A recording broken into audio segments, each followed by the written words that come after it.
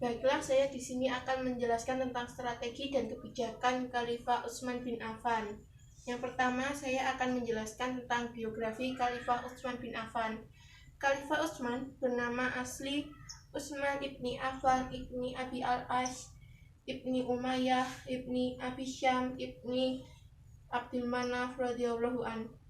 Nasab beliau bertemu dengan nasab Nabi pada kakek yang keempat, yaitu Abdul Manaf.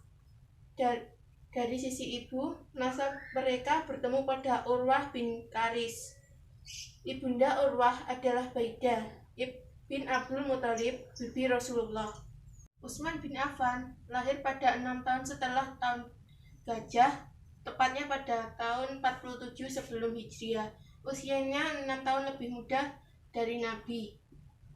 Ia lahir di Thaif, daerah yang paling subur di kawasan Hijaz. Sejak kecil, Utsman telah masyhur dengan budi pekertinya yang luhur dan sikapnya yang baik.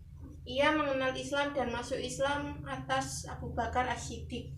Setelah masuk Islam, Utsman ikut menyebarkan Islam bersama Rasulullah.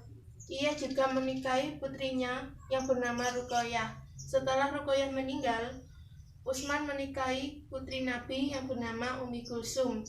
Utsman bin Affan terkenal sebagai sahabat yang dermawan. Dalam suatu riwayat disebutkan ia telah menyumbangkan kurang lebih 1000 pikulan unta. Utsman bin Affan menjadi khalifah ketiga menggantikan Umar bin Khattab. Proses pengangkatannya berbeda dari Abu Bakar dan Umar. Ia diangkat dengan cara konsultasi dan penunjukan. Setelah Umar mengalami penikaman, beberapa hari kemudian umat muslim merasa khawatir dan mendesak beliau untuk menunjuk penggantinya. Kemudian beliau menunjuk beberapa orang dan diantaranya adalah Khalifah Utsman. Kebijakan dan strategi Khalifah Utsman bin Affan. Yang pertama adalah kodifikasi Al-Quran atau penetapan qiraah Al-Quran. Hal ini disebabkan karena wilayah yang sangat luas dan setiap daerah memiliki cara membaca yang berbeda. Kemudian Khalifah Utsman mengumpulkan para sahabat dan memerintahkan 4 dari mereka untuk menyusun mushaf yang akan digunakan sebagai rujukan umat muslim. Yang kedua adalah peperangan dan penaklukan wilayah. Setelah Umar wafat, musuh-musuh Islam bersorak-sorai gembira. Mereka berpikir khalifah pengganti Umar tidak akan sekuat Umar dan tidak bisa menjadi seperti dia. Namun, mereka salah.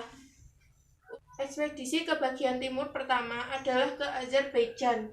Selain itu juga ada penaklukan Tabaristan dan penaklukan Persia dan penaklukan lainnya.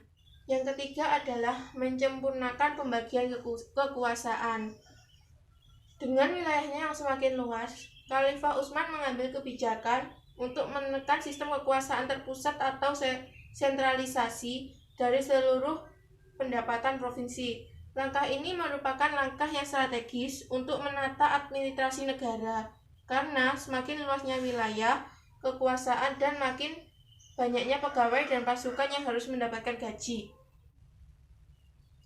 Khalifah Utsman wafat pada 35 Hijriah atau 17 Juni 656 Masehi pada saat membaca Al-Quran.